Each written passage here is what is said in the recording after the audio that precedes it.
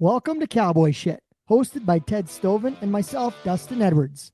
Join us as we chat with influential figures shaping the Western world, from artists to athletes. With backgrounds in bull riding, media, and sports commentary, we're not afraid to tackle tough topics while celebrating the essence of cowboy culture. Find our clothing line at cowboyshit.ca and tune in for insightful conversations. Thanks for listening. Satin shoes. Yeah, you got nasty boots. Y'all got cocaine eyes. Yeah, you got. All right, welcome to episode 169 of Cowboy Sh. My name is Ted Stoven. He is Dustin Edwards, and Dustin, spring's almost here, but what is this? Is this the fourth Spring. Fool's Spring or the fifth Fool's Spring? Which one? Is it We snowing got a out there? goddamn snowstorm on the horizon here tonight. The forecast is calling for snow tonight, so Oh spring man. hasn't sprung. Well, and you were riding horses yesterday. You weren't on the rodeo trail, but you and Allie, you guys were out riding and doing some light ranching yesterday, hey? Yeah, heavy on the light ranching part, but no, it was good. We went back to her parents' farm for the weekend, and calving's in full stride. So Yeah. helped with calving for the weekend, and rode some horses, and had to sit through a dance recital. But Oh you boy. know what? They had $5 beers and a little hot dog with some potato chip combos, so Really? it was tolerable. Had That's a few decent. Coronas and watched some dance. Decent. We were in the Hannah Hall, so brought back a lot of memories from A some lot- charades that we've had there. some memories of Gator wiping out on the ice, knocking Yeah, himself out. we told that we were talking about that night. Actually, it's pretty funny. So, Oh man.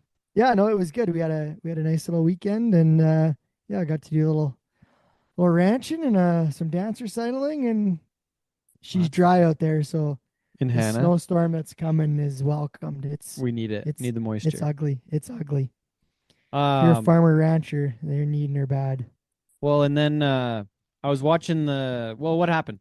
So we flew home last night, and who do I see in the airport? Somebody who I had last seen in an airport, Jordan Hansen, NFR qualifying bull rider. We saw him at the airport in Dallas in January on the way home from the market. And then last night we landed in, who's this guy with the cowboy hat coming through security through customs, but Jordan Hansen. So Double airports. I'm like, hey, Jordy, last time I saw you was in a different airport in a different place. And we were both going different places. But anyways, he said, yeah, my flight out of Dallas got canceled. And I saw something on Facebook today. It took somebody 2 hours to fly from Dallas to Amarillo because they had to go around a bunch of thunderstorms and like tornadoes and like some wild ass weather and shit. They're getting her So, bad down there. Yeah, geez, they go from fires now to to tornadoes. tornadoes and every I bunch of watched a different things. video of a guy that was in the tornado.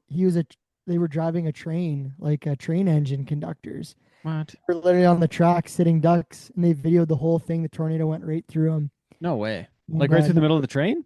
Yeah, knocked a bunch of the carts off, but the train engine stayed on the track. So No way. if you're ever in a tornado, jump in an engine. Jump in a train engine. Yeah, Holy you'll be smokes. fine. Have you ever been in a Damn. tornado, Ted? The closest I was to one was we like drove right under one but before it touched down by like Wabaman back Oh, yeah. in, I don't know, we're going on the little cut across road from Drayton Valley to Edmonton. And I was like, Dad, the sky looks really green.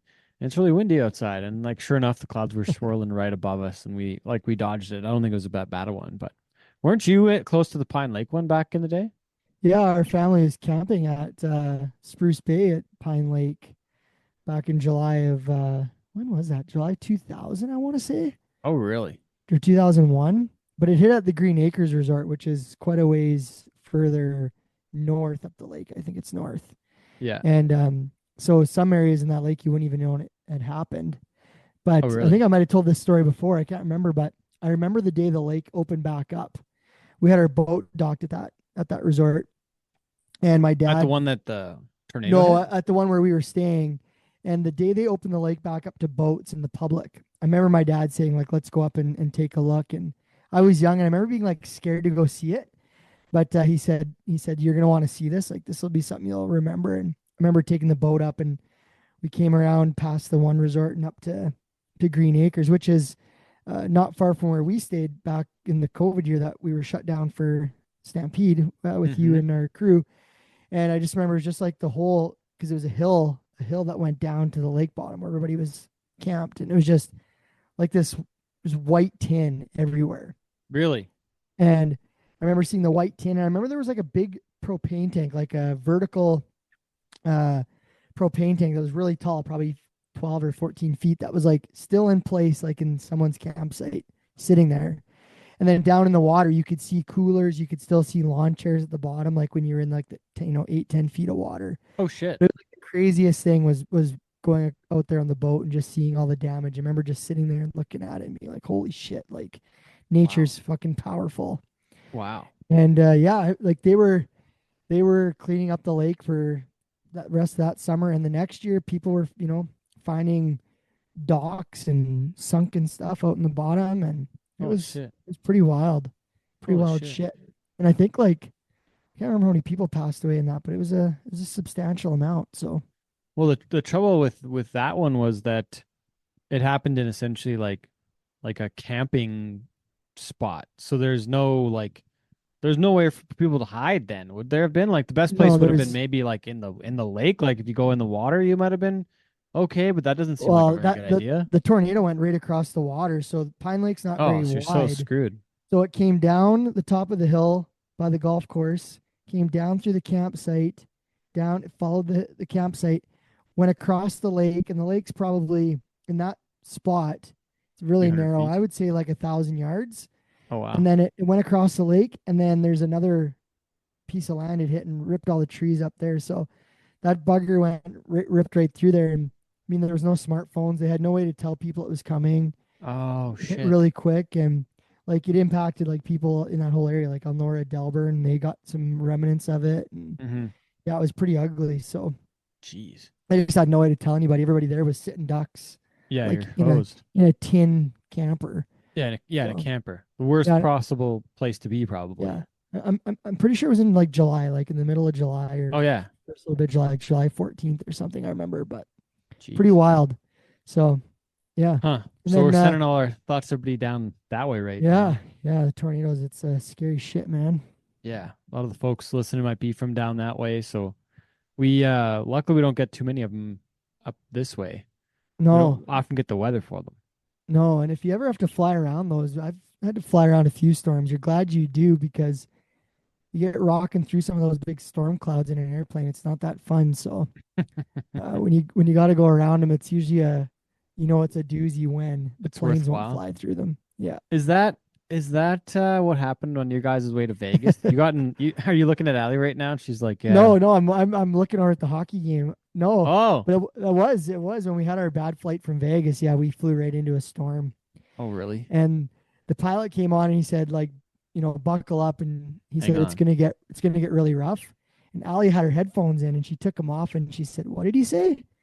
And I said, Oh he no. said, hang the fuck on or something. I made a smart ass comment, which I regretted immediately because about 5 minutes later the plane dropped out of the sky and people's heads were hitting Oh the no top, shit. and It was that people were bad. screaming. Oh yeah, Oh people were fuck. screaming and freaking out. And I usually don't get scared flying, and I Yeah. was I was legitimately scared that time. But Really? um yeah, when we hit the tarmac, people were crying and screaming, and Oh one shit. lady, she was a few rows in front of us. She's like, "Get me off this fucking plane!" Oh And really? people were pretty excited about it. As was Holy I. I just shit. didn't vocalize my fear. You But had it inside? Gator assured me that planes can handle some pretty big turbulence, and their wings can flap, Yeah. They can almost like a touch lot. each ends or something. I heard at one point. I don't know if that's Yeah, legit, but yeah. So that that made me feel a sounds lot better. I don't even like light turbulence, let alone going through a storm. Like Oh one of yeah, one of the craziest ones I ever had though is it was going into Dallas, and I don't know like what happened or maybe it's one of those things where they don't tell you what went down, and maybe it's normal. I don't know, but we were flying into Dallas and it was like rainy and it was like pretty rough on the way down, and I've flown through some shit before, but the lights went out. It went totally like dark. Like I don't know if we got struck by lightning and like stuff just like went off for a while and then they got the shit fired back up and got us rolling again. But like it just went dark and quiet for like a pretty good amount of time. Like it was like I don't know. I don't know if they just like turned the lights off and they like duked me out, but it was pretty quiet in the plane for like a pretty good amount of time. And I then think things kind of fired back up. I think that does happen. Happened Did to they us get struck flying. by lightning? Well, it might have just been something would happen maybe in turbulence. It happened to us flying to Cuba once, and we actually landed in another city because Oh, all really? the power went out in the cabin. So we Oh, no landed shit. in. We were flying to Holguin, Cuba, and then we ended Yeah. up landing in Veradero, so they could check out why the power in the Oh, no cabin shit. went out. So cube, She was lights out. but like with ours, they got to start it back up. But uh, Yeah. damn. But so did you guys just bust to the next place or had to take off again or what'd No, you do? we landed there and they did what they did. I think we were on the tarmac for about an hour and they got her fixed and we took off and flew to Holguin, the next city. Which can't be far. Like it was another what, 10, 20 minute No, flight or something? there's like yeah, they're like two of the big north, I think northern parts, I think Yeah. Cuba or something. But Just south of Key West. yeah, so Damn. yeah, been in the power failure, never fun. Never fun. Yeah. I don't like flying like on a good day, let alone not a good Hopefully day. hopefully nobody's listening to this as a downloaded podcast on a flight somewhere and we've got Yeah, it you has flight anxiety. got you worried. But I've watched Well, enough videos now. I've watched enough videos after I came back from Vegas specifically about like turbulence, what planes can go through. You know, you talk about like like hold some jello and like when you realize like that it's not that much movement, like drive mhm. down a gravel road or an Alberta secondary highway and you actually have more movement in your vehicle than you do when you're feeling light turbulence on an airplane. Like Oh, really? it's just we're so overstimulated uh, because every single person that gets on a plane, despite what they tell you, has a fear of crashing. Like it doesn't not go through any person's head when they get on an airplane. Oh, really? Is that the So psychological part of it? I guess so. So I look through and it's like yeah, like it's very rare. Plane's not going to go Huh. down from turbulence. Yeah, but it still doesn't make my stomach feel any better, Dustin. No, no. And when my asshole was hitting my brain that one time, I was questioning this theory, but Oh dear. lo and behold, we survived. Well,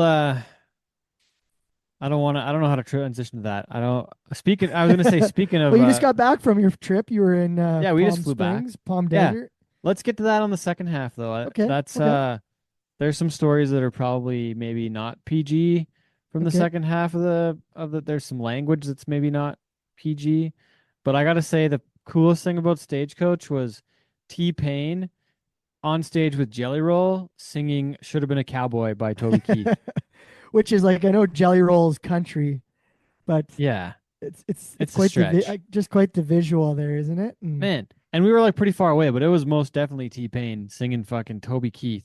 that's cool. It was wild as shit. So, Sounds like they had to make up for the country headliner who didn't do anything very good oh that night. yeah, A lot Eric lot of Church. chat on social media about Eric Church's That was a gospel Friday. hour. Yeah. Yeah. And some people liked it. Some people liked it, but And then Nickelback played that night there. yeah, we were And already then bailed out by that point. and I seen the pictures circulating this week. Did you see the picture of Chad Kroger's shirt? Yeah, was that at Well, this show? I'm Was that wondering somewhere because else? it must have been recent because it's making its rounds. So the shirt That's a hell says of a picture. from Hannah, Alberta, home of Davy Shields. Davy Shields Jr. Or Davy Shields Jr., sorry, yeah. So I thought that was pretty neat that he was wearing that shirt. And on the back of it says Nickelback. And So Nickelback, yeah. maybe we can get some Nickelback content on the show sometime here. Yeah, it'd be cool. We'll see. Cool to get maybe we can get the drummer. Yeah, that'd be cool. Anyways, thanks for Yeah. tuning in this week, everybody. If you haven't listened to Cowboy Shit before, this is the kind of shit we do at the start of the show. We just talk Uh, about shit We talk about random that we shit. were up to. But we'll get to some more of that after the show. Our interview coming up next with Tucker Brown. Hopefully, everybody enjoyed the show. But thanks for tuning in. If you ever wonder about us talking about Gator, just go ahead and go back to episode 65, and you'll understand everything. All right. Thanks for tuning in.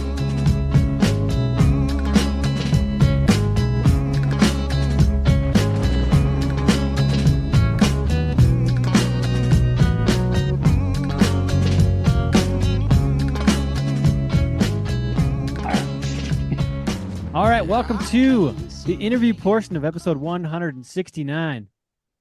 That's where you guys say nice. Nice.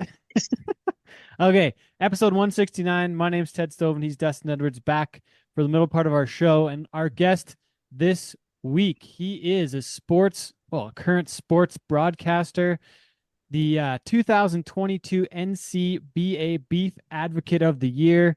He's got like 6.5 million likes on TikTok with his different videos, 275,000 followers on the TikTok. He's got over almost 2 million views on YouTube. He comes to us from the RA Ranch in Throckmorton, Texas. He once took a jogging class in college. Please welcome to the show, Tucker Brown. What an intro. I had to try and top the guys from Everything Rodeo. They got the crowd noise. Like, I like that, but I had to get the acronym. Right. You do the jogging class tops it off perfect. Oh, okay. That's We got to talk about hilarious. this damn jogging class. Where did this thing? How do you take a jogging class in school? Like, I took a class one time on the Calgary Stampede, but the jogging class has got to top it. Oh, it did. It was, I actually just really liked the coach. He was the track coach. I did not want to run track, but just a like really God-fearing man and somebody that I looked up to, the way that he lived his life and had struggles that he got through. And then you would go jog like 2 miles a day and then have to take a test over your health. But you got to take basically, it was a free way to take blood tests and learn about your flexibility and your I don't know, just to learn a lot about your health. And I was like, yeah, I'm in. And I needed 2 hours. I needed an extra hour, and that was a 2-hour class once a week. So I was in. Oh, really? And then I took it, and then I took it again because I needed 2 more hours. So Oh, really? So you took it twice? I took it twice. Yeah. Jogging 101 and 102. Oh, wow. That's Dustin, what's the best class you ever took in post-secondary, in your post-secondary education? I took no lie Rockstar 101. Really? That was an actual class. I think there was 8 of us, and we had to form a band, shoot a music video, record a song, and then do an album release event. And that was the class. No way. And it was probably 4 or 5 years after like the movie came out with Jack Black doing the School of Rock thing. No way. It was a legit class. I think it was like 2 or 3 credit, and yeah, it was much better than the basket weaving class option. So I'd take it. So Tucker, we met at Justin McKee's broadcast clinic at the end of January in Fort Worth. I gotta ask you how you ended up there. I don't remember if we talked about this yet, but like, how did you end up at a broadcast clinic like that? Like, you probably watched the Cowboy channel, get to know Justin from his rodeo announcing, but like, how did this come to be, and why'd you take it, and what'd you get out of it? Yeah. So my family has a kind of a history with Justin McKee, and through FFA, both my parents were national FFA presidents, and so they got to know Justin through that. I think he was a state president or a state officer around the same time that, or maybe even national. I don't quite remember, but he was around the same time. But got to know Justin through that. I didn't know him very well, but since he, kind of got his claim to fame and just doing the PBR forever, Yeah. Watched him, growing up, and knew that he was really talented. And as a broadcaster, just really respecting what he brought to bull riding and how he was able to tell a story.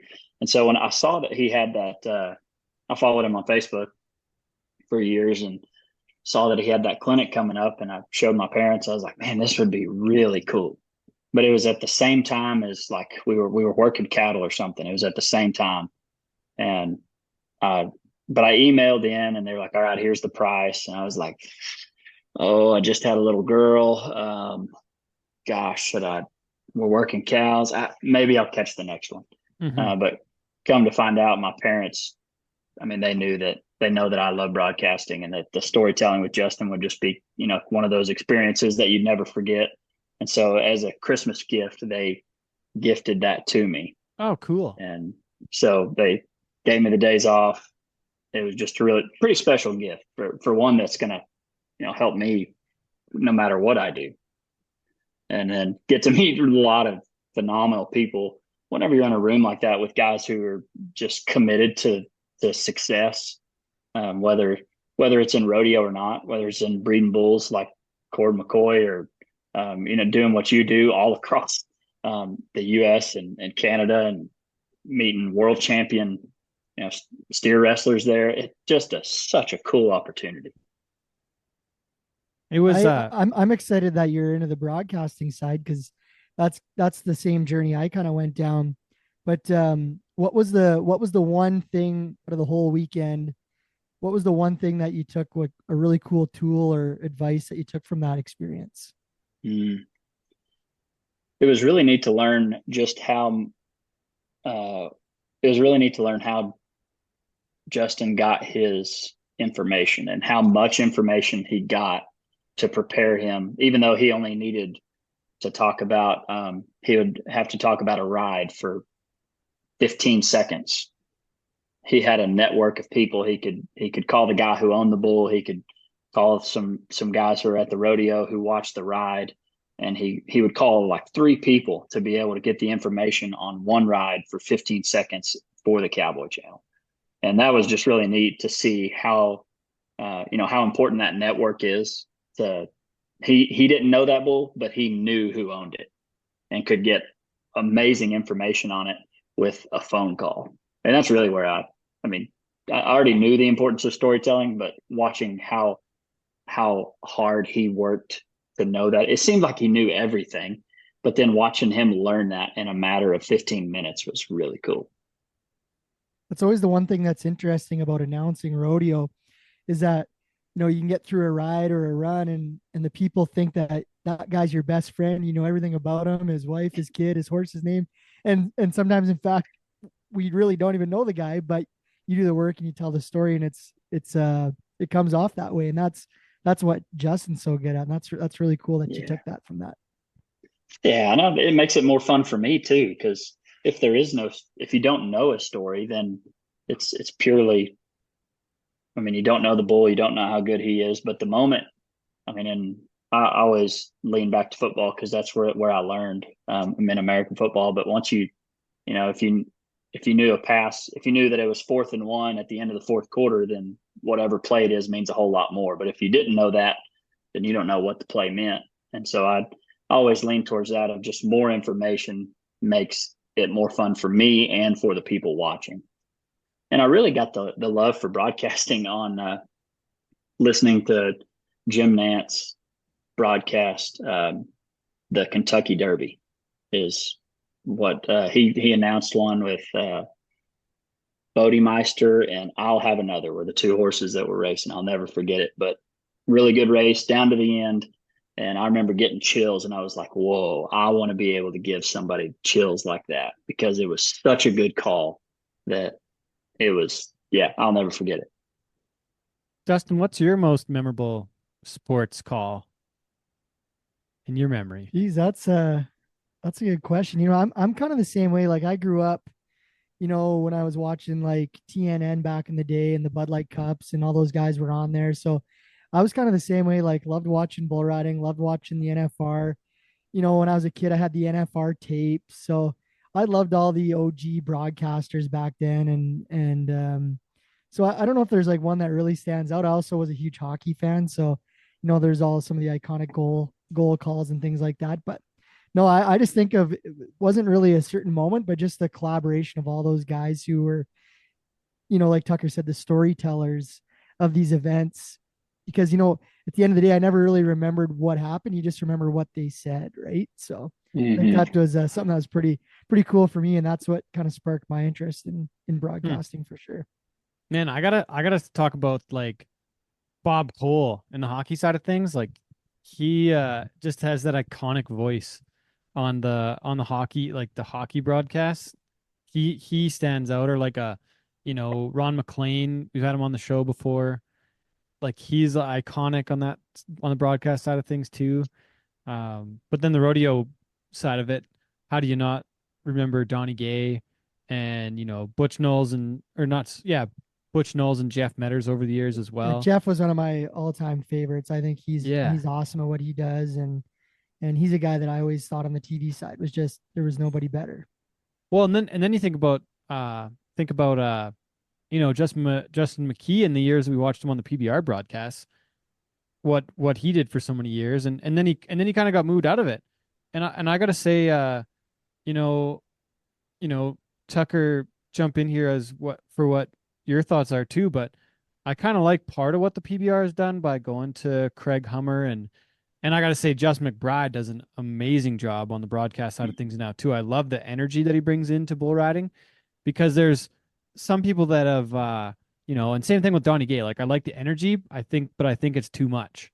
Like if I'm gonna be a critic of the way that Donnie does it, and like I don't, he's done it for years and done a great job for years, but I think sometimes it's a little too much, and it's maybe a little too inside baseball, where he's talking about things that the average rodeo fan would never know, or maybe like a part-time fan would never ever know what he's talking about.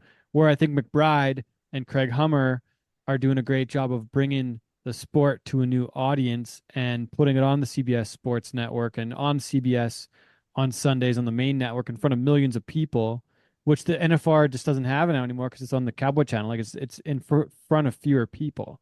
Mhm. So I look at that and I like what they've done with parts of it, and McKee, like Justin got replaced at some point by, I think, like Craig Hummer and the McBrides and some of these different guys. But the right broadcast has to have a lot of the right pieces. But like I think Jim Nantz does an amazing job when he doesn't say anything. Same thing with Joe Buck and like those guys, like they're letting the crowd do Yeah. the work, which I think is also incredibly important. Yeah. So, I mean, such a good point of them not taking away from those great moments, and just how fun it is to, like, when you can feel the atmosphere through the television, and it's stolen by a broadcaster who talks too much like that. There's nothing more annoying than that. And you're right. They do such a good job of letting us feel the moment of whatever just happened, whether it was, the Masters this Sunday and winning the second jacket in 3 years, or a horse race. Like, gosh, they do such a good job of letting that moment happen. What Yeah, that's an art. That's an art to know when those storytellers know when to come in, when to leave it, what to say in those moments, and that's why they you get those iconic calls because they know when to let it soak, and timing is so important. What's your most memorable call of one of your sporting events, Tucker, from the work you've done on the broadcast side of things? Yeah. Prob Probably, I got to, well, the reason I started announcing, I enjoyed it, but my brother was playing. He was on a really good football team. We both grew up on a really good football team at home, and Is this the uh, 6-man teams that you it mentioned? is, yeah, yeah. This is the 6-man teams, and Throckmorton has a history of being pretty talented and always pretty good, and um, I got to play in some really fun games, and then be able to, I knew the broadcaster at the time, and so I would listen to the game after with him, and it was just really cool to shadow that moment.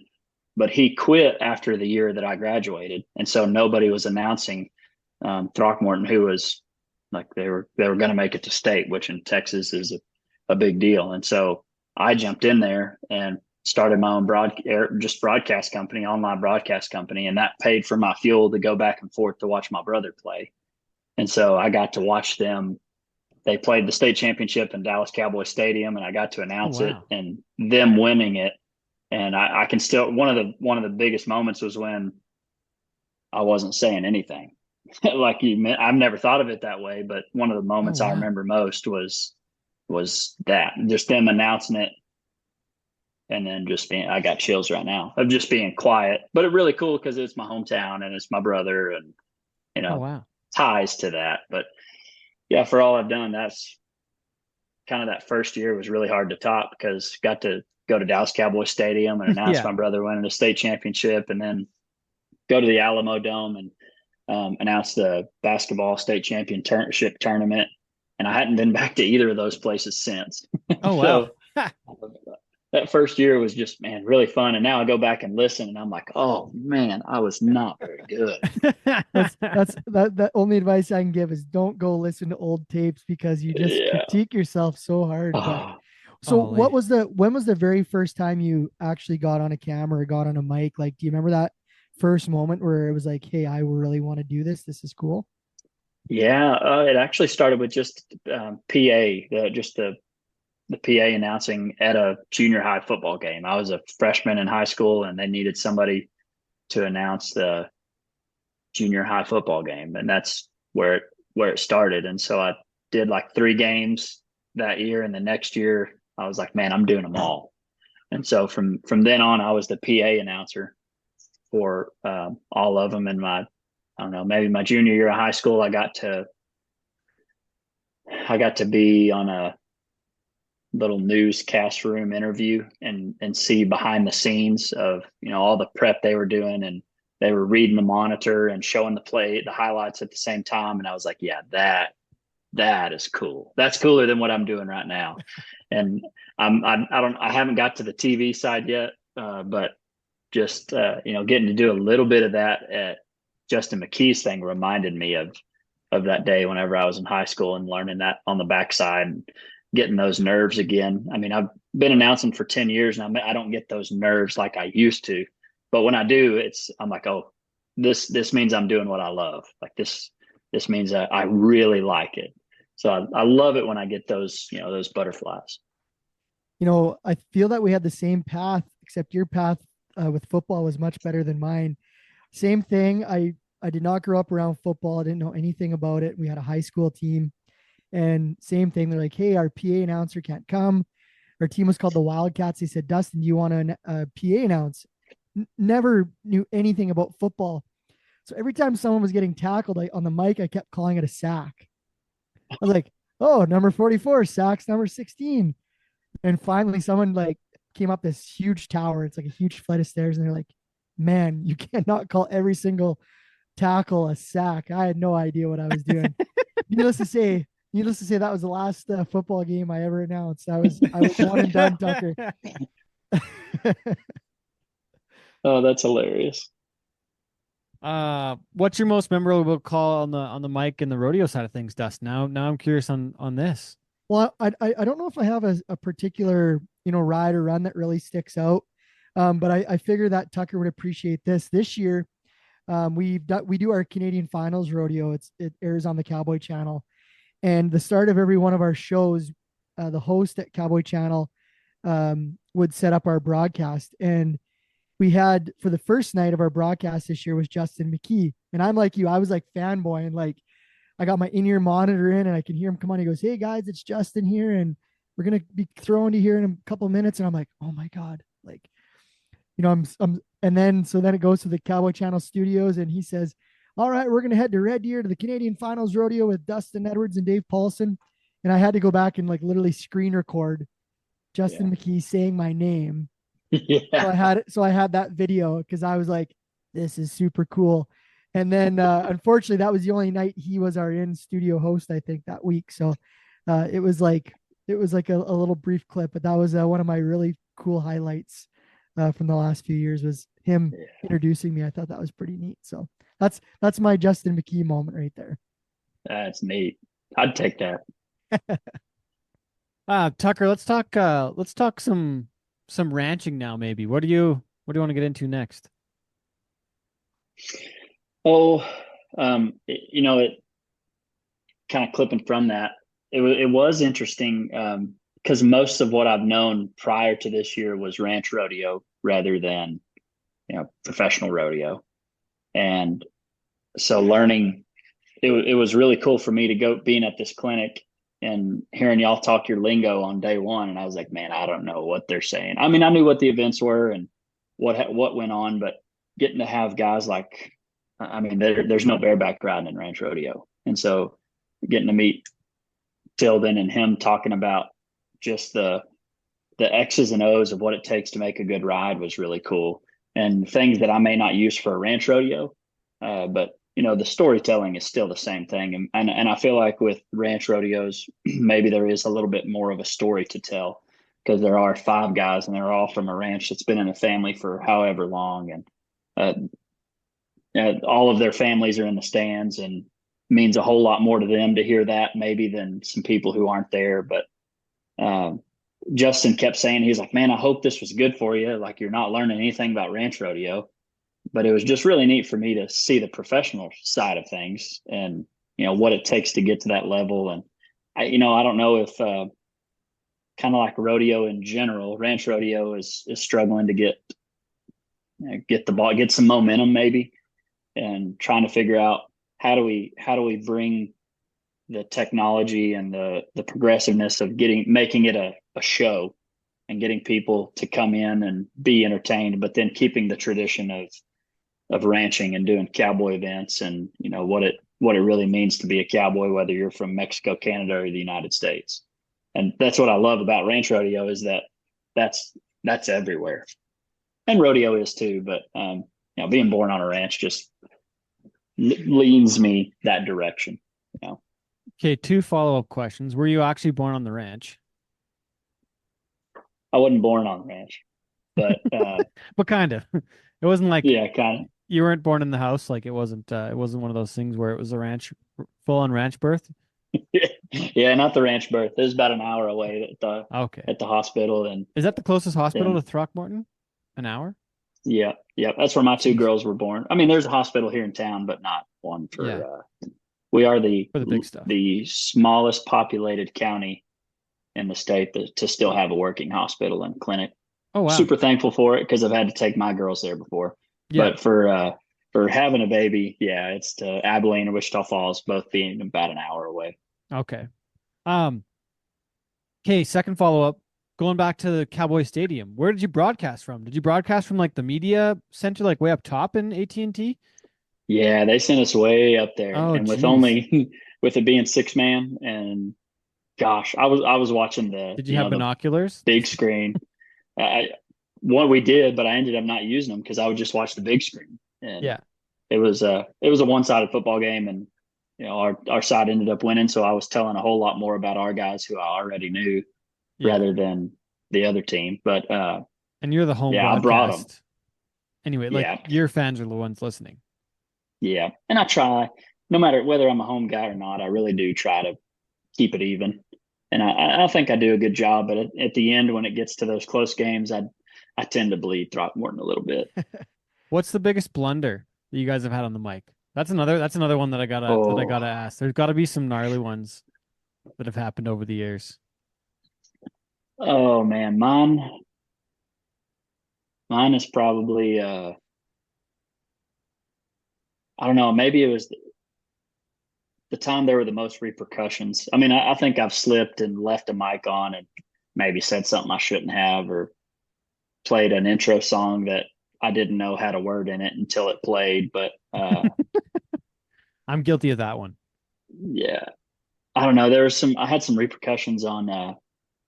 It was for a football game. A guy got ejected, and we had heard from the fans down below us who were very unhappy that he had punched another player. And I said that on the radio. Turns out that was not true. And the mom who was listening went ahead and let me know afterwards, and everybody else know afterwards. Fake news. But yeah, that was it did just tell me how important the truth was. And even though I was a hometown guy, and it was the other team who got a guy kicked out, I didn't think his mom was going to be listening. But yeah, it did teach me that the truth is important and the mic is always hot. That's the 2 most important things in this business. Yeah. Oh, what's yours, Dustin? You have had to have something that went a little haywire on the mic over the years somewhere.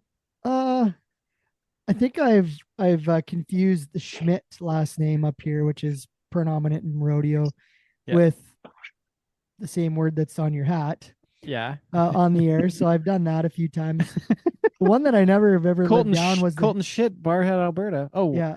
But you gotta roll on. You gotta just pretend that nothing happened. Yeah. The other one I had was, not that it was bad, but the time I talked about the sheep on the CFR broadcast. Do you remember that? Uh-oh. I don't recall. They cut to the CFR arena feed, and they were doing mutton busting in the arena, sheep riding. Uh-oh. and it was like -40 that night in Edmonton. And we cut from the commercial, and I'm like, oh, look at these sheep out there. Man, on a night like this when it's -40, wouldn't you want to wrap yourselves around one of them? And I was thinking wool and cold and socks, and I don't know, however it came off, but my co-broadcaster Dave was speechless, and within 30 seconds, my phone started blowing up. Like, you want to do what to a sheep? So I've never ever lived that one down. Oh man. The other funny story I had, Tucker, you appreciate this being a guy on a mic, is someone brought up a sticky note to a pro rodeo I was doing in Airdrie, and they said, hey, we found these keys, you got to announce it. So I announced the license plate, the make and model. This person had lost their keys about 3 times throughout the course of the rodeo. And at the end of the rodeo, when I went to my vehicle, I couldn't find my keys. Little did I know I'd been announcing my own set of keys. Oh no way. Oh, Yeah. So that was, that's no way. funny. yeah. So those are my 2 stories. So How do you not know your own friggin' license plate, Dustin? you know what? I was just in the moment. I was in the moment, and Oh dear. yeah. So that was a good one. Yeah. So Tucker, what's you've talked about basketball, ranch rodeo, football. Any other weird sports you've had to jump on the mic for? Any other weird events where you're Oh. like, I can't believe I'm on a mic doing this? Yeah. Yeah, being from a small town, and now that anybody knows I announce anything, I get to do some goat ropings. I get to do some like being the MC of a local pageant or something, just because it's really hard for me to say no. And I don't know, I like helping my hometown and being a part of the solution, and helping where I can. But those, yeah, I remember doing a pageant. I was like, after I now like introduced, I have the fun part of introducing, and then they hand me all these slips of paper of what I have to ask the questions of the girls, like asking them the questions. I was like, what am I doing? Well, I'm with you. I grew up in a town of 350 people. So from funerals to Yeah. 4-H events and this and that, you're going to get asked of all of it. So we've been talking a lot about the announcing and, being at Justin's school and ranch rodeo announcing and football. And so I guess to bring it all full circle, what's the goal with that side of it? Because I'm sure after this, we'll start talking about, your ranching and your social media success and all the work you're doing there. But as far as, having a mic in your hand and bringing this all together, what's the goal on that side of it? I'd always done it because I do have a love for media, and I love storytelling and learning how to tell a story. And, I've just always wanted to be able to be a Jim Nance of knowing every single horse, every story of whatever horse comes in the arena or the racetrack. And I feel like there's just a whole lot of power and maybe power is not the right word, but just a whole lot of influence that you can have being the one telling the story. And I feel like a lot of times in today's world, the people who are influencing and telling the story aren't telling the whole truth. And I really love finding the truth and being able to tell that. So, yeah, I started doing the broadcasting in college, mostly for fun. And it kind of caught on because there was nobody else doing it in the 6-man world in Texas. And I just got to be with my best buds and talk about football and get paid a little bit. I was living the dream, dude. Like I can get paid to talk about football, I'm in. And then some rodeos came around, and I was like, I can get paid to talk about rodeo, I'm in. And so when COVID happened, none of those things. There were no football games. There was no rodeos. And I was like, oh, like what do I do? I still had that itch for media. What do I do? And I kind of took to social media, making some skits of. My first one was kind of an off skit of what Dale Brisby does, and I love humor and being able to tell the truth through humor, because I feel like people are a whole lot more likely to listen that way. And yeah, kind of took off from there, and now that's turned into a whole nother business, and that really itches my. You said that really itches my, and then it cut out. That's a wow, what a Perfect place to timing. stop. And then Yeah. there was a story about a sheep, and yeah, it got weird. All right, Yeah, that we're really- suspensefully waiting for what was itching. What was itching? Yeah, that just social media just really itched that love for media and storytelling, and I was like, man, I don't have to go anywhere. Not that I mean, I enjoyed going to those places. I'm a people person. I love loving on people and being loved by people, and so social media was just another avenue for me to do that. And I guess 2021 in April is when I really started. I was like, I'm good at this. I've been doing it since 2012 and 13. I can put this on, and I think people will like it. And getting views and comments is a rush of, like, it feels good for me of like, oh, I'm doing what I want. Like, I want to make stuff that people like. I want to be able to say those. I want to be able to broadcast it in a way that people can like what they watch. So, now social media has taken me places that I never would have gone if I was still only announcing high school football games and ranch rodeos. Now, last year I got to go to the NFR for the first time, which was, and I didn't have to pay for it. So Yeah, what were you doing super there? cool. Who was it for? What was the story? So I work with a company called Ag Gear, and that's the shirt I'm wearing here. It's yeah. a clothing line. And I went with them and stood in their booth and helped tell the story of the clothes that I like to wear and how it helps me do my job. And then that was just so cool. And I only went for like 2.5 days, and my wife flew in for 26 hours, and then we flew back. But we knew we'd always wanted to go, and seeing all that the NFR has to offer. But yeah, I got to go to the NFR. I'm about to fly to Washington State at the end of this week and speak to their beef checkoff team. And then once I started making all these videos, I found out, I think it was the Yellowstone effect, that so many people wanted to ask questions to a guy wearing a cowboy hat. And that's all it took. You didn't have to be a rodeo cowboy or a ranch rodeo or a rancher. You just had to wear the hat. And they want to know where their food comes from more than ever. And I was like, oh, I can tell that story. Like, that's what I live every day. We raise cattle, we care for them. I love eating grain-fed, prime and high choice beef. And I was like, yeah, I can talk about that stuff all day. So now it's just really, really turned into social media and taking me places. And then going to that Justin McKee deal. Yeah, just learning more of how to tell a story to where someone can understand it and relate to it. So helpful.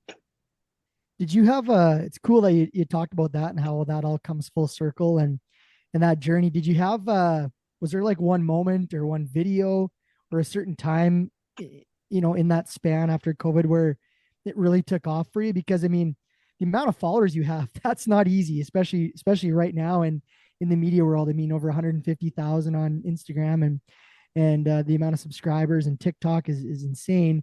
Was there a moment where all of a sudden it just really blew up for you? Was there that one kind of moment, or has it been kind of gradual? Oh, I really love cinematic videos of action. Those slow motion videos of a bronc rider, pulling the spur up the neck and the shafts going out. Like, I love that. And that's really hard to get in ranching. But when I can get those, they tend to do really well. I remember the first video that I was like, oh, I'm viral. I did it. I'm viral.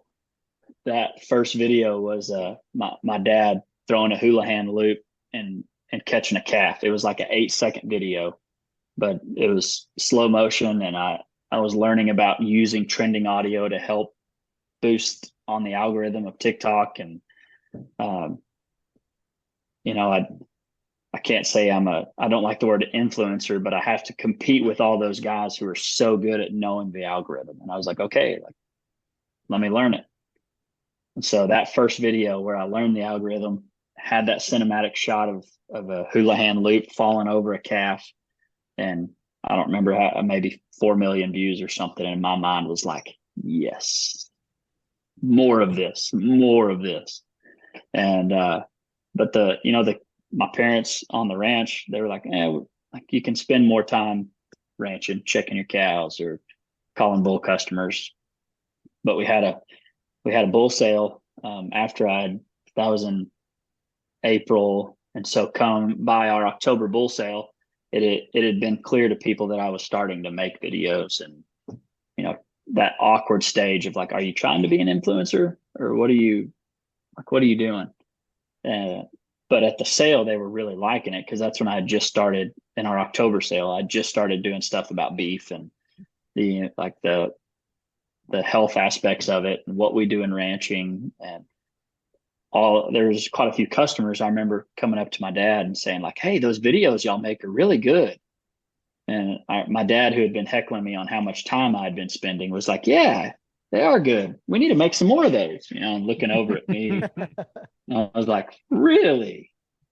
So I am thankful, my family's been really open to me spending more time and learning that and being able to, it wasn't exactly 100% welcomed, but they're like, all right, if it's like, let's see, is it going to help? Because you're spending a lot of time doing it. Try it out. And yeah, super thankful just to have that opportunity, because that little slip got my foot in the door, and now, now I get paid to talk about ranching and making the cinematic videos that I love to make. So I love it. Was the goal to start just to educate or show those videos? And at what point did you decide that you wanted to be kind of part of it as the face of a lot of your videos, and almost like in a hosting capacity or teaching capacity? Was there a point where you're like, hey, I should jump in on this, or what did that look like? Well, in February of 22, I was at the national NCBA, the National Cattlemen's Beef Association convention, which is like the United States beef industry political voice. And I was at that convention, and they were giving away this Advocate of the Year award. I was like, wow, that's really cool. I wonder what it is. And so they started talking about this girl that had won it, and she was a first generation rancher from Northern California. She had just bought her first Hereford cows, and her and her husband were ranching with 12 Hereford cows, and she was showing her on social media. She was showing her life of like, this is what it's like to get into ranching. And as I sat there watching, I just kept feeling like really called out. I was like, man, this girl who had never ranched before, who bought her first cows in California, I was like, if that is our best storyteller, then I'm not doing my job.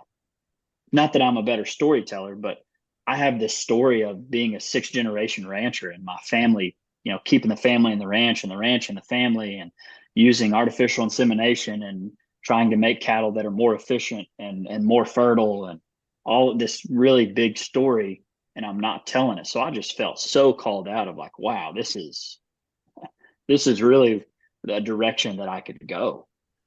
And so that's really when I started doing my research and looking up, the truth of the beef industry, of the health aspect, and how efficient we've become, and the direction the beef industry is heading, and all of that false information that's been told about how the cattle industry is to blame for climate change. And I was like, whoa, we're not the problem. Like, we're the answer to a problem. Yeah, we're the solution, and nobody knows that. And so that whole time, I just kept feeling called out of like, you are not doing your job. And so I'm super thankful for that girl from Northern California, who I know now, of like kicking me. Little did she know it, she was kicking me in the tail for not doing my job, is what it felt like. And then that eventually was an award that you ended up winning, right? That same award, is that? Yeah, the same award. That once I felt that in February of 22, she had won the 2021 Advocate of the Year, and so I was like, yeah, I'm going for that. And so the next year, I worked really hard towards it. And once you get to, I don't know, I was at a stage where I didn't really have a goal in social media. And once I had that goal to chase, it's just like my vision straightened out, and I had a direction to go and a reason, and it really helped me feel like I was like going somewhere finally, rather than just making videos for fun. Hmm. Um, I got thinking about this as we were talking about it, and I don't know what the dynamics are on the on the family ranch or how that all works, but it makes me wonder now if your social media stuff is kind of like it's kind of your own business that's a bit of a side piece now from the ranch where, we don't got to get too far much into the details, but you're probably technically a employee or a shareholder of the ranch, so you get a wage or something from the Mhm. ranch, but your social stuff is kind of your own business now, which is kind of a bit of a bonus for you that you can make a bit on the side kind of thing, like when you're when you're working at the ranch too. Like it just made me think about it. Like I don't know where we could Yes, go with it, but it's kind of a pretty nice uh piece for you probably too, isn't it? it is, and it really. I mean, 2024 has been the best year so far of finally becoming a company, um, a company that makes money, and so that rather than just spending it. But 2023 was cool because that was kind of my first profit, and then 2024 has just been really cool of what has just opened my eyes of possibilities of taking me places and earning money for my family. But it has been difficult because now with all this traveling, I am an employee of the ranch, and it's a salary base. So whether I'm there or not, I'm getting paid, and now I'm spending more time going to announce things and speak at different events and different conferences that people want me to go to, like the NFR, and working with family. Whoever says it's easy is a liar, because it's not. And it's really easy to take things personally. And I'm still getting paid the same amount, even though I'm at the ranch less and working less. And so that's been a really fine line of communication that we've had to have as a family, of how much time can I take? Do we cut my wages, or do I make it up for work at different times? That's been a really good question, because of and a really good just visual that you've been able to locate, because it has been challenging. That's been the most challenging part, because as I go places, am I working for the ranch or am I working for myself?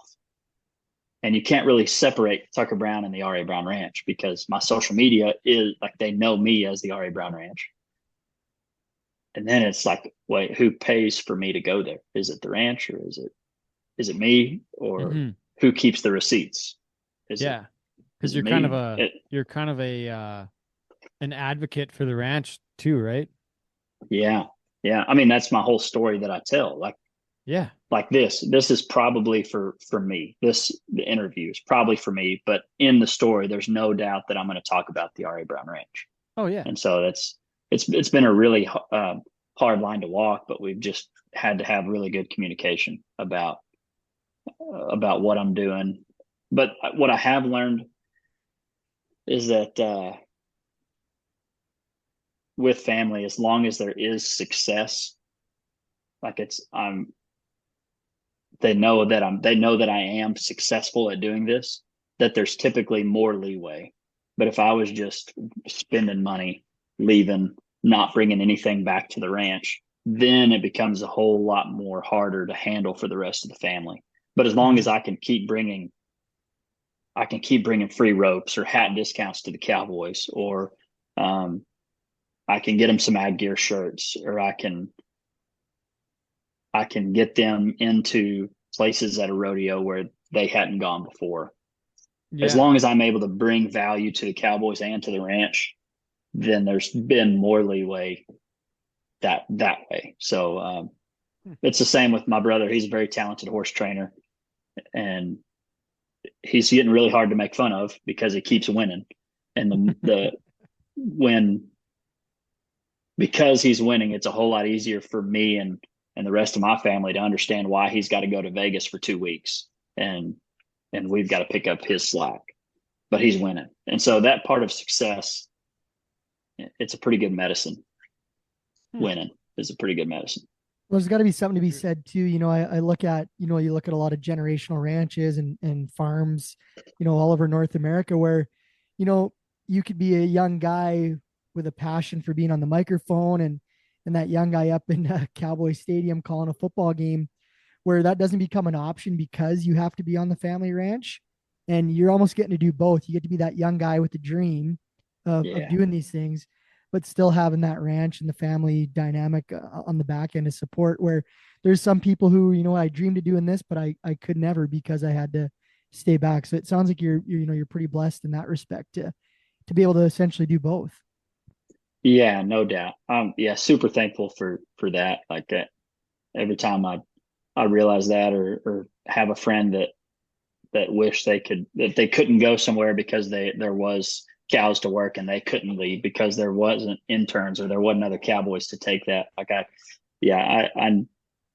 don't look past those things, and I know that they are a part of my success because I wouldn't be able to go to those places if they weren't able to help me and support me, like you mentioned. So yeah, I don't know. God is so good to be able to like help me understand that I have that support and help.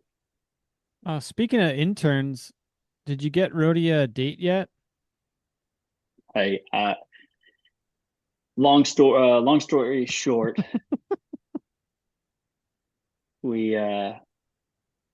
we did an application to go for one of our interns. Ladies could fill out an application on my social media to go on a date with one of our interns. And he's a rodeo cowboy and bull rider, but we had 988 applications. Holy. Sounds like he had his pick of the litter. Oh, dear. So, I mean, he's a bull rider. He's already very confident in his ability as an athlete. And this has just made his head just go. And I tell him that every day. I'm like, dude, your head is getting so big. But it's taken us a little time to go through all 988 applications. Mm-hmm. And we are not quite, we're at about 600 right now. But it's been really fun to go through the questions. It's like, what's your birthday? Where are you from? What's your profession or what school are you going to? Where do you see yourself in 5 years? Why should we pick you? What's your best pickup line? How do you like your beef cooked? And then what's your best joke? And I don't really know what direction I want to go with this, but it got a whole lot more serious than I really wanted it to. Oh, man. Tucker, the good news is it can work because we had a bachelorette and bachelor on this podcast. And before I was the co-host, three times now. Actually I met my fiance on this podcast on a dating episode. What? And we've been together for 5 years now. I totally hijacked it. And so tell your intern their love can be found on a podcast or awesome. Yeah. It actually Dustin's not lying to you, Tucker. This is really what happened. You can go back to the show and listen. So That's hilarious. If you want, we would do the show for you, like with you, and we could bring the ladies in, the applicants in through Zoom, and we could run through the top 10, and then we got a formula for success here. Yeah, we can do this if you wanna do a show. We can do a feature. We can put it on YouTube or however you want to do it, or we can work whatever you want to do. Glad to help out if you want, Tucker. I think that would be a really good, mostly because I need to get off the hook of being the one who selects whoever it is. But I do think that would be good because there's a whole lot more people who are invested. Of like, hey, we need an update. Yeah, totally. You can't leave the people hanging. Applications. Give me a second. So Tucker, you're talking about your intern and stuff, and as social media becomes popular in a business and you're busy, what kind of team do you have as far as putting together, your content and videos and things like that? Because I'm guessing by how big it's become for you, it's you're not just doing it on your own. Yeah, I've had a lot of help with either Cowboys videoing for me, or like, hey, hold this, just keep your mouth shut for about 20 seconds while I talk, and then you can heckle me all you want. But whether it was, we at the ranch, we always try to have 3 interns that help on the cattle side, and I'm with them a lot, and I can. It's funny what people will do to like be on your social media, and so I'm like, hey, if you'll video this for me, like I'll get you in the video, and they tend to jump right on it. And some of them don't want to be a part of it, but they'll video. So yeah, I always had them, but I always did my own editing and kind of idea making. And then just in February, I made my first hire, and it was a guy named Willie Wardle. He's 25. He worked with Dale Brisby for 2 to 3 years, and just really talented at that editing aspect, and knows what it takes to. I mean, Dale has over 1 million Instagram followers and has been on Joe Rogan, and just super talented at what he does. And so Willie knows maybe not everything, but being there for 2 years has seen what it takes to get those videos right, and what it takes to treat it as a business. And so having him be a part of the team has been so helpful. Started our YouTube channel in February, and I think we're up to 60 videos now with shorts and videos, and man, he's just been super good. And so you mentioned making a living on certain like on this stuff now, and you only started your YouTube channel in what did you say, in February. February. So you got 60 videos since February, and you've already got almost 2 million views on them. Yeah, Oh shit. I do feel really confident in my ability to make good videos for TikTok and Instagram and Facebook. I know the algorithms. I know what they want. I know what the audience is on each platform. I've done a lot of studying there, and that's not Willie's strength. Willie's strength is on the YouTube, but so we've been a really good mesh of knowing what works and where, and what, he's good enough with the camera to be able to get the shot that I want. A lot of times I'll tell a cowboy, hey, here's the shot I want of me coming in, and it won't look anything like it. Having that eye is just not, it's a learned deal, right? Oh yeah. And so Willie, I'm like, hey, Willie, here's what I vision. He's like, oh yeah. And then he's got, which is so frustrating when it's somebody that's not, because they're trying, but they don't know, like they've never been trained. They're not a pro. But yeah. But so if you've got 2 million views on YouTube, then you're able to monetize that. And I don't know enough about TikTok, but is there any monetization really on TikTok, like on that channel too?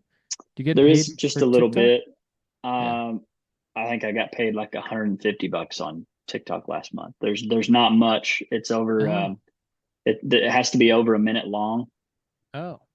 And then, like on TikTok, if you have a minute long video or more and if you get it to like 10 million views, then you'll get paid like $1,200. Oh. Which is cool, but that's happened once, right? Oh, but wow. YouTube has not. I don't have enough watch hours on my long videos to get monetized yet. Oh, really? I need, shit. because most of my views are on the shorts. Each of my longer videos gets about 2,000 to 3,000 views. Yeah. And I need 4,000 watch hours to monetize it, and I think I'm at like 2,800 right now. Oh, so you're getting pretty close then. Yeah, getting close. Getting close. But hiring somebody, as I was talking to my wife, I was like, yeah, I think I want to hire somebody and to help me do this. And she was like, well, when will you get paid for it? And I was like, I don't it's a long-term play, right? Yeah. Yeah. You're investing in yourself, essentially. Yeah. And that's investors, that's possibly been you. Yeah. Yeah. But that's been the cool part, is that I've been able to make this network of people that I can ask these questions of.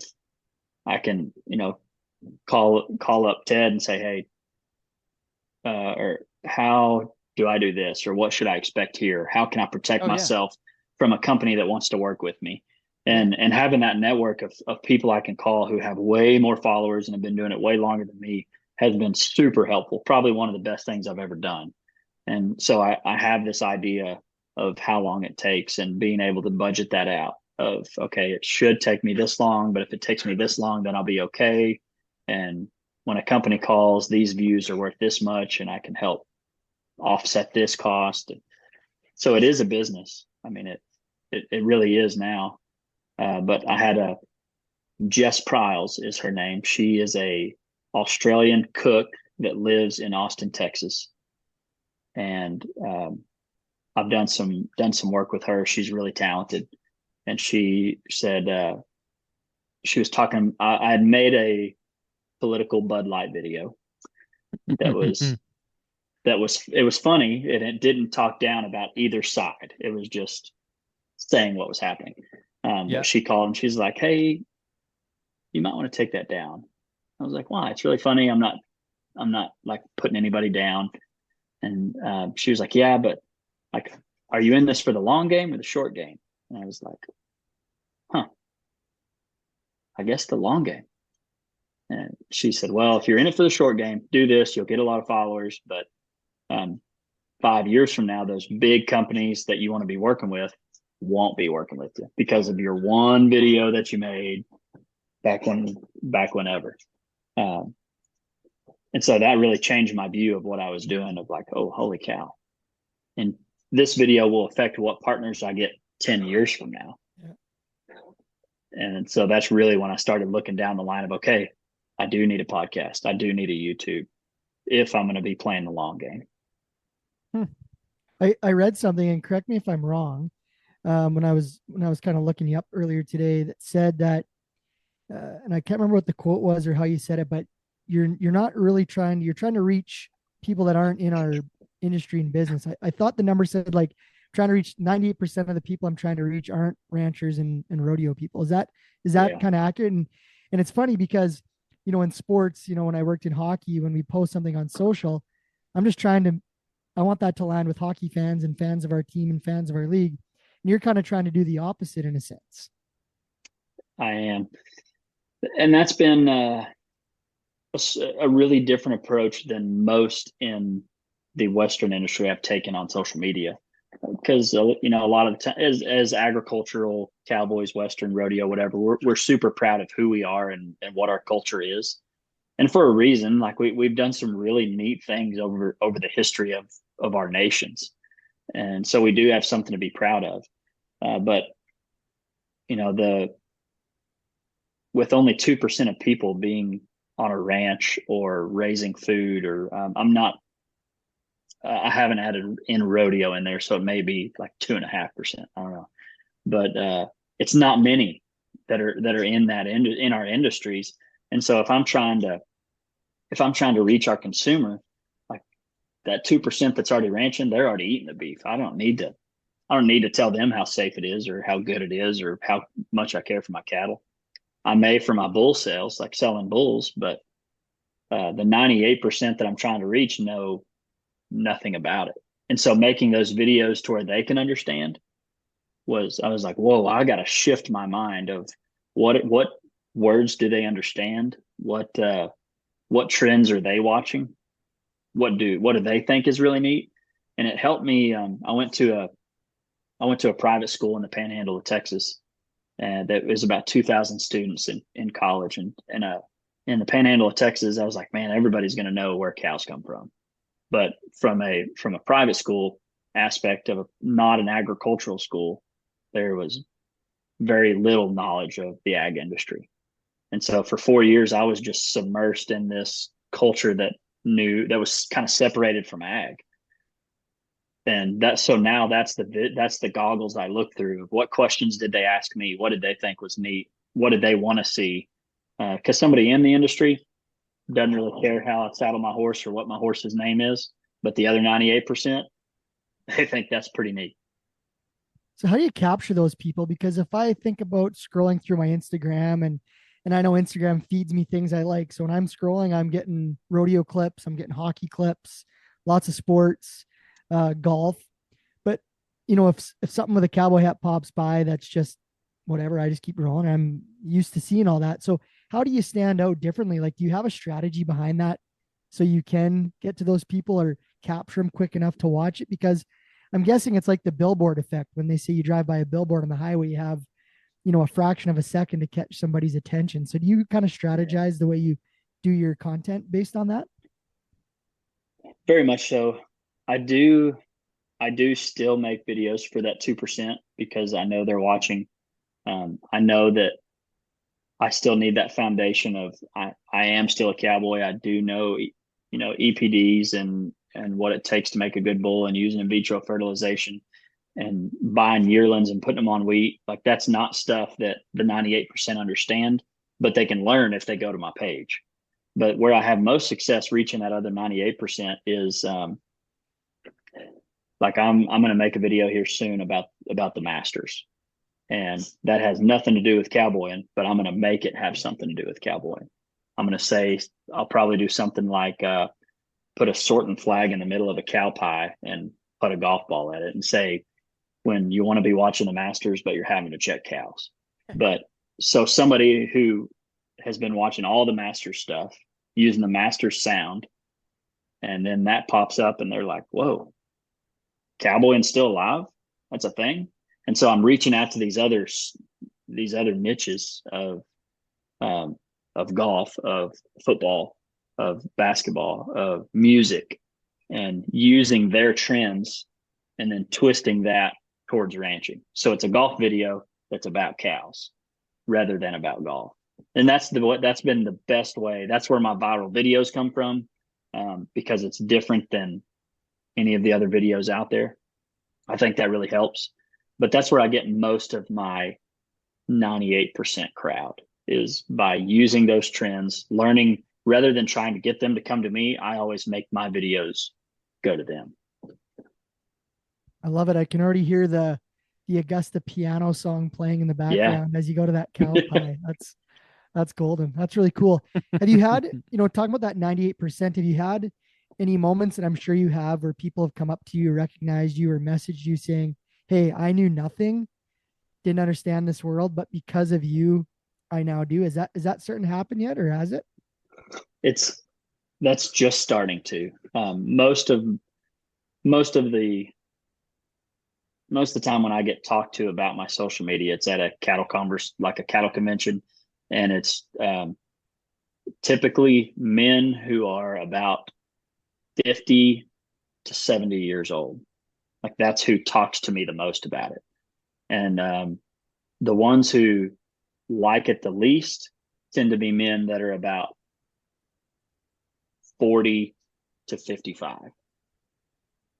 And I'm not sure why. I had one person tell me, like, well, those old guys went through some rough times of people not liking beef, and they've seen it fall, people separating, and the next generation hasn't seen it like they did. That's the only thing I've ever come up with. But a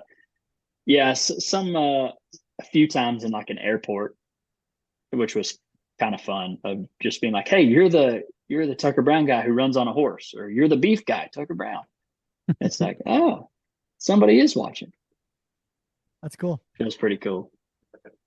I was just curious on what's your highest viewed video, or what's the number of your highest viewed video? So it's a video on TikTok. That was really loud.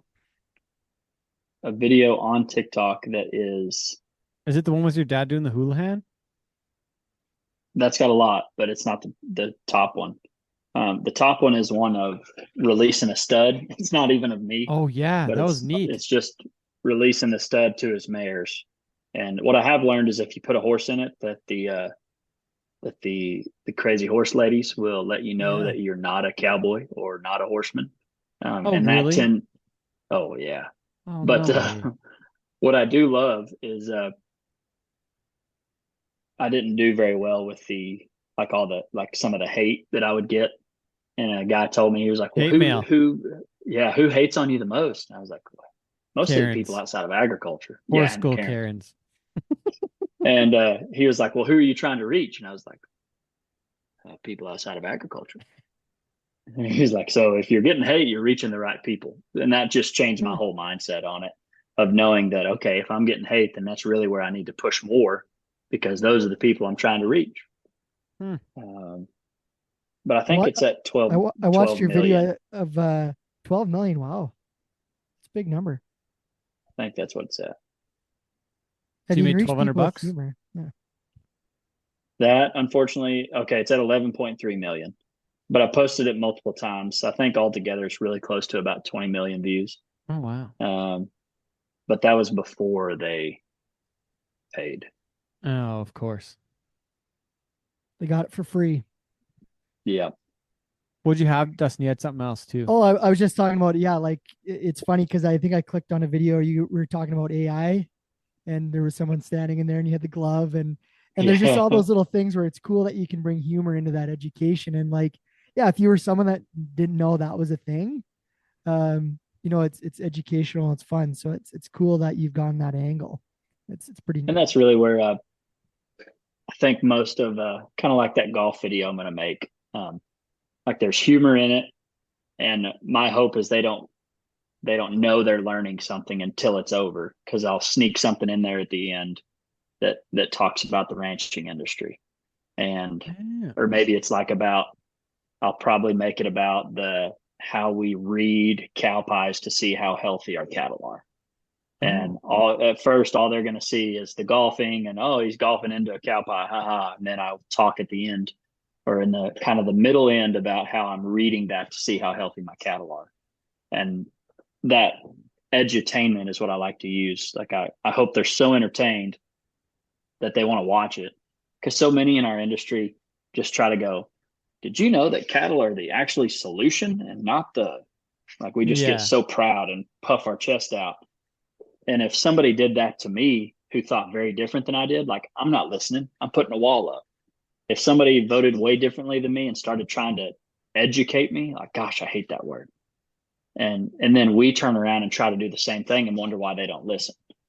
And so I've found success in getting people being more willing to understand or listen by using humor with it. Well, And then I I got have fun doing it too. I've Dale got an idea. Brisby's such But a go good ahead. comparison to that. Sorry, I was talking about Dale Yeah. Brisby. Like from a rodeo person, I remember at the start, I'm like, man, this is so hokey and like so cringy.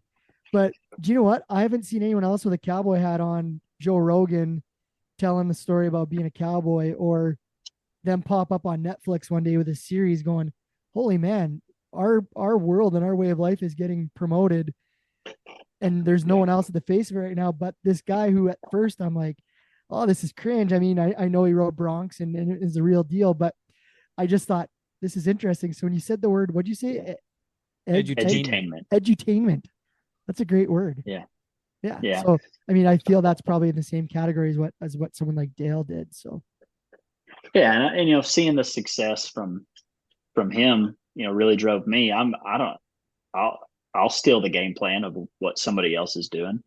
If it's working, if there's a influencer that maybe I don't necessarily like the videos they make, but they're really good at making people watch, like, wow, what do they do? What do they do in their video that gets people to watch? And how can I add that to mine? And so I feel like a lot of times we let pride get in the way of being like, well, Dale is so cringy. I mean, I think a lot of us said that at the beginning, like, oh, that's so cringy, or that's so dumb. I would never watch that. But being able to watch his success, like we talked earlier, success is a pretty good pill.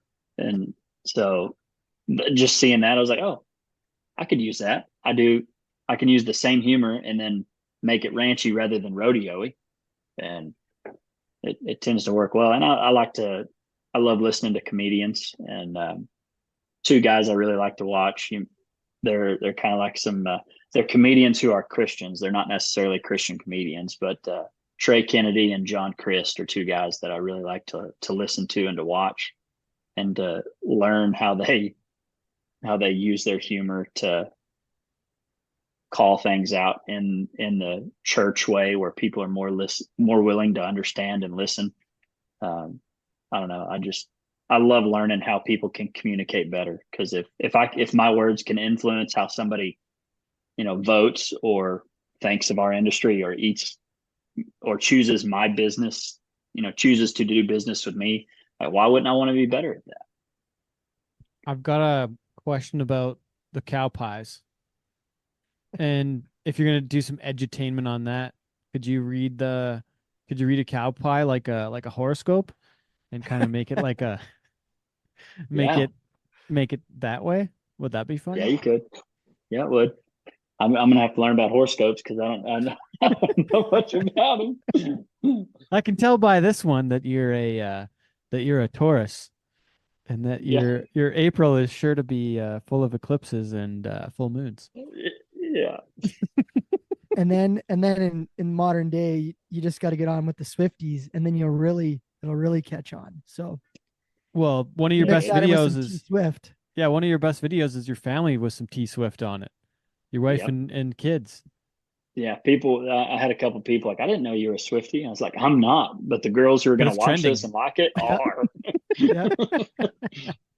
Ah, That's just being on that stuff. Well, it's been super cool to kind of hear about your journey because you're kind of at like there's people who've had success for a long time in social, and there's people that are just getting started, and you're kind of right in that cusp of it really continuing to take off, and you've already had some success. So it's cool to hear your strategy and how it all comes together, because it's easy to jump on and look you up and watch some of your videos, but it's really neat to know the man behind it and the reasons and the why. And I think that's been pretty cool to discover here today. yeah, I appreciate it. It's always, I always really respect good questions because that makes it so much easier for me. So it's clear that y'all know what you're asking and what you're trying to get. I always love that. That's what I loved about Anthony Lucia was that he wouldn't tell me what questions he was going to ask at that San Antonio Ranch Rodeo where I was just in front of the whole crowd. And I was like, "What are you going to ask?" He's like, "I'm not going to tell you." I was like, "Oh, well, what if I mess up? Like it's live." But when you can have somebody asking the questions that just touch that button that's about their passion, like that's I just love really good interviewers, and I thought that about y'all today. Just made it super easy for me to talk about the things that I love and really easy to enjoy. So thanks for having me on. Thanks for doing this, Tucker. It was a lot of fun. Yeah. Is there anything And else we want to get to, Dustin? Go ahead. well, I'm just gonna keep you on speed dial for next time I'm asked to do football, and I'm not gonna call every tackle a sack, but heck, or if there's any odd sport, you're our guy because you've Yeah. kind of done rodeo and basketball and football. Yeah. I think Goat I want to roping. say it was Craig. Was it Craig Hummer? I met him at New York at the Iron PBR when Man. we were there. Used to do And Iron Man stuff. didn't he do like downhill skiing at one He did point? And he like, did he I heard him on an esports broadcast somewhere yeah. randomly. Like I was flipping through channels Whoa. on the TV and he was doing freaking esports. So yeah, if there's one thing that we can take from this, Tucker, as fellow announcers and broadcasters, is do anything and never say no to any sport Yeah. or any opportunity, right? Yeah. That's the truth. Because it is funny which ones will get you there. Which and for me it's tended to be the ones that don't pay very well have kind of gotten me to the places that do. That's the journey. Well, so going back to that though, what is it that you're making the best living at right now? Like is it it's not YouTube. I thought it would be YouTube a bit. That should pay off in probably another month you'll get the hours for that, I would think, based on your numbers so far. Maybe less than a month, but that'll pay a few bucks to help pay for your videographer. But then like it must be appearances and speaking and a few kind of non-direct social things, but the social thing, like I was explaining to it early on, is it's the top of the funnel. A lot of people know who you are from social, and then after a while they'll uh, work down the funnel to purchase things from you that actually you actually make the living at, right? Or make Yeah, maybe a the revenue out of some point. mostly in social media, the thing that pays the most is the partnerships with companies like Ag Gear. I mean, Yeah. that Okay. didn't start out as a paying gig, as they were a startup company, but I'm kind of playing the long run of a company that I believe in. But now I'm working with Ranch Fuel, which is a new like a low calorie energy drink, and being able to work with these companies, and they want your name tied to their brand. And I work with some other companies. I work with a boot company. Yep.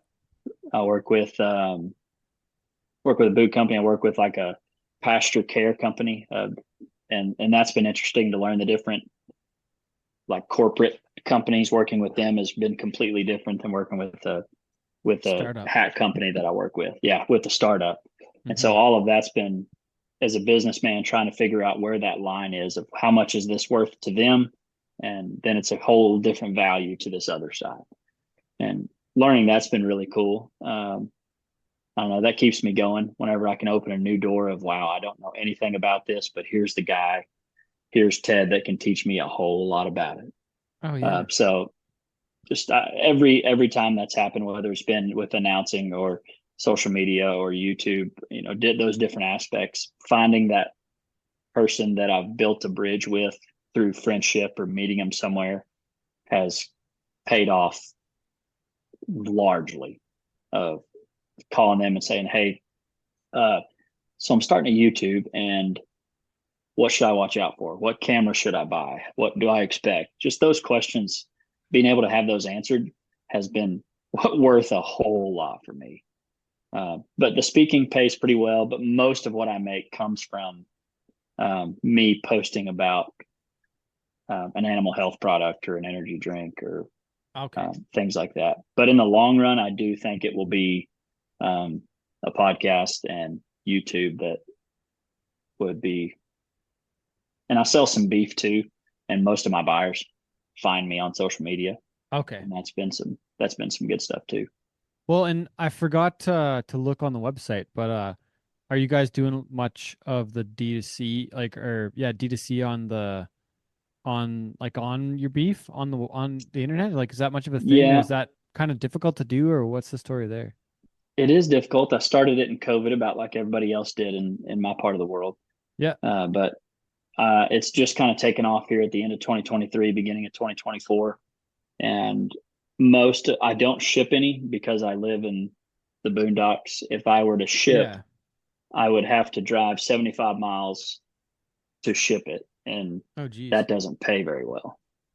But if I ship it from home, if I do 2-day shipping, it's 3-day. If I do 1-day shipping, it's 2-day.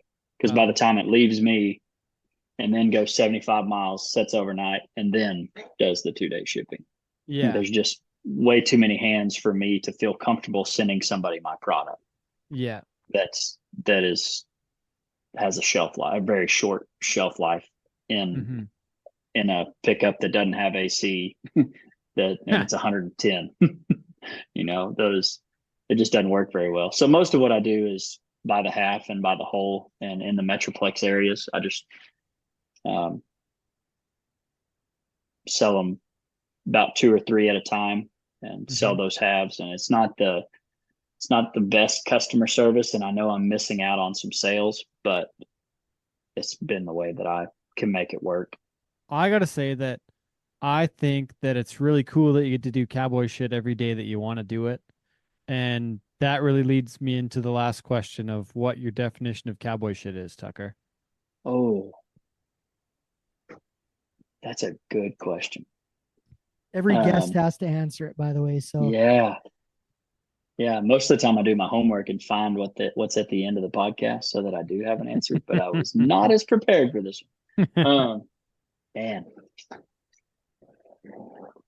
cowboy shit. I just feel like, cowboy shit. I just feel like it's like whenever I feel that moment is whenever I'm with some of my best friends and we just did something that most people wouldn't know is hard, or like that the cow was supposed to win, but that the Cowboys freaking won. And that's whether that's having one get on the neighbors and it's real brushy, and when the Cowboys win, when the odds are against it, that's cowboy shit, and Cowboys win. That's what I think of. I don't know if that's a very good definition, but that's the moment that I'm trying to capture. That's a good answer. Yeah, I like it. Thanks for doing this, Tucker. Yeah. Yeah. Really fun, guys. It's neat what y'all have, and proud to be number 169.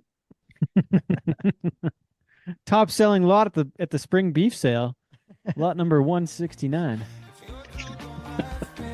I think it's great, but while in this world, I think I'll take my whiskey and leave. My coffee black and my bed at 3. You're too sweet for me.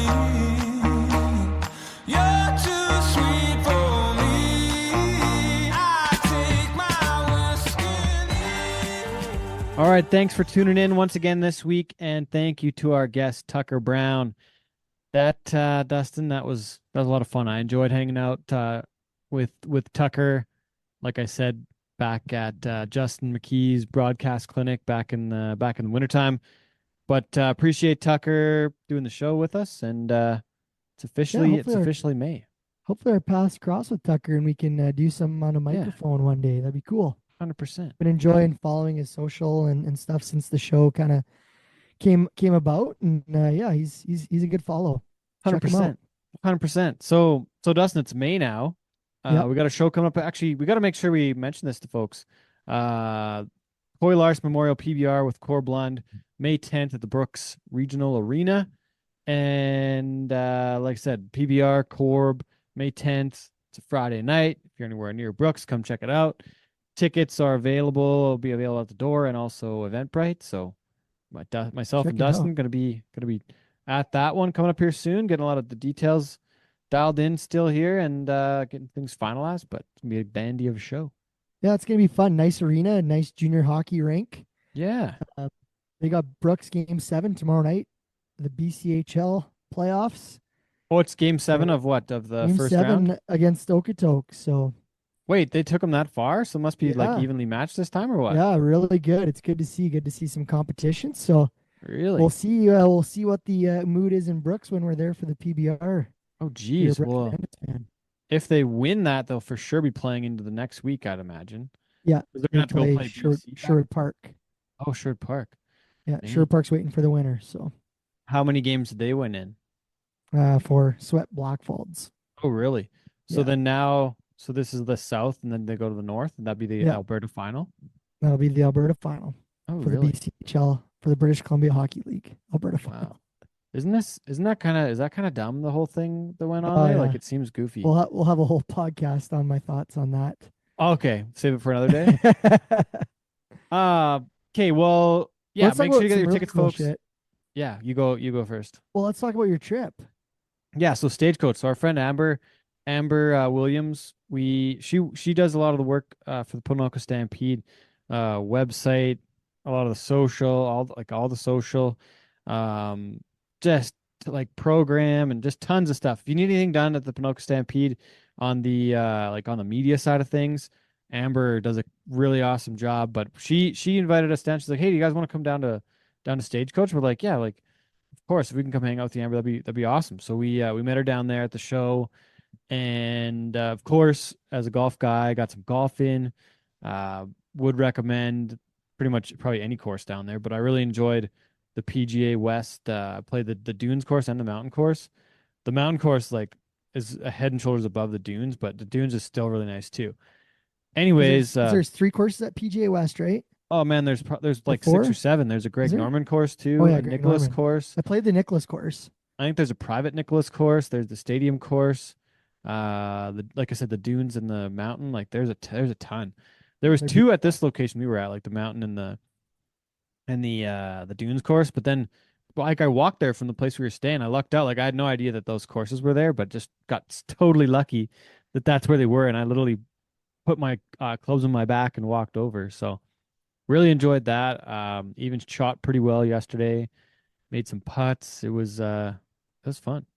Let's But- talk about the sights and sounds of Stagecoach. More specifically, the sights. Man, I've never seen so many butt cheeks in my life. There was like short shorts everywhere, and like I don't know, it was wild. There was so many people. So I got to look at the I gotta look quick at the stagecoach attendance, So you've but been to Big Valley Jamboree, you've been to Calgary Stampede, you've been to yeah. St. Tite. Is it like a combination of all this, or is it even like way beyond that? Oh man, I don't know. So let's look at what this says. 75,000 attendees. Sellout crowd in 2012. 80,000. How many people attend Stagecoach? Of 80,000 people. That doesn't even seem right. Oh, 80,000 people per day. Okay, that makes sense. So Coachella draws an average of 125,000 And attendees it's on the daily. same site, right? Yeah, Coachella and Stagecoach, yeah. so it's the Empire Polo Club. So there's like a ton of like there is a ton of space And there. it's in Palm Desert. Indio. Oh, okay. So Palm Desert is what? Straight south of the airport.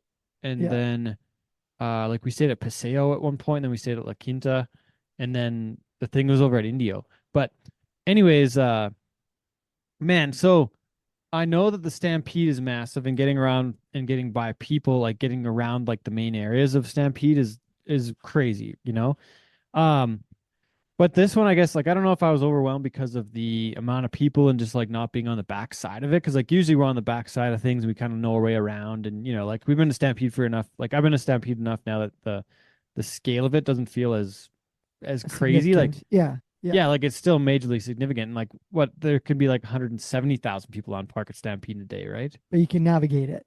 But I can navigate it and it doesn't feel overwhelming, and I don't go out in the amongst the people if I don't have to. And you know, there's ways around it. But this one, it just felt like there was people everywhere, and it was just no way around things. And like the difference, I would say with the Stampede or Stagecoach, crowd wise, was it seemed like there were very few walkways. Like it was pretty open at times, but then on the way in and out, there was like only a couple specific ways, and you had to walk like a really friggin' long ways to get into an Uber. So it was a long ways out there, and then it took a long time to get an Uber, and then there's people trying to sell you a ride the entire way up and back, people trying to buy your wristbands, people trying to sell you shit, like just like no, it felt like no rules. Like Stampede, there's like a very specific, you know, what it's $20 to get on park. Yeah. People aren't walking through the thing trying to sell you a ticket to the rodeo because it's if you want to take the rodeo, you go buy a $20 standing room ticket. You go to the rodeo. Yeah. Same thing with Chuck's, right? Like there's no end on like people that can go. If you want to go, you can go, right? Yeah. If you want a seat, you got to buy it. But the biggest event at Stampede is probably the Chuck wagons, right? For attendance, I think so. Yeah. right? So you've got like what 20, 25,000 maybe, or maybe it's like 18. Like I don't know the actual number, Yeah. but that's the biggest crowd in one place is like the 18,000. Maybe the other 25 or however many it is, right? Like it's a large amount of people. Um, I should look at this actually to be official. We need Stampede. the official numbers because everything we say on this podcast is accurate. It's to the Yeah, historical accuracy, it's to the number accuracy, we need and to we know would this not shit. deviate now. We need to know this shit. Um, so the Stampede says like, it's not really telling me how many it is. So they're saying like 130. I think the biggest number I ever saw was 1.7 or 170,000. But anyways, what the biggest crowd at the Stampede in one place is like the 20, say 25 on the high end between the tarmac and the grandstand and the infield and whatnot. Where this thing was 80,000 people, but they're all at the fucking concert.